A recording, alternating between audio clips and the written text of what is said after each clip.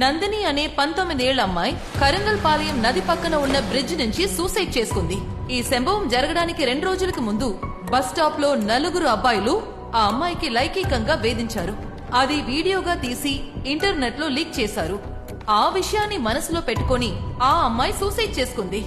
ఏ గౌరవప్రదమైన అమ్మాయి కూడా తను ఇలాగే చేస్తుంది. కానీ ఇప్పుడు సడన్ గా ఇది ఆత్మహత్య కాదు, హత్య అని ఏ విధమైన ఆధారం లేకుండా ఈ సొసైటీలో మర్యాద పూర్వకంగా పెద్ద మనిషిగా జీవిస్తున్న జీపీ సార్ ని అవమానపరచాలనే ఒకే కోరికతో ఆయన మీద కేసు వేశారు. ఏ విధమైన ఆధారం లేకుండా ఈ కేసుని వేసిన వల్ల ఈ కేసుని డిస్మిస్ చేయాలని మిమ్మల్ని కోరుకుంటున్నాను యువర్ ఆనర్.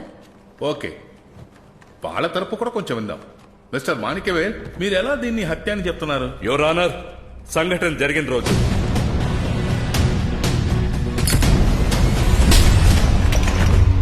ఆ తర్వాతే ఈ కేసు ఫైల్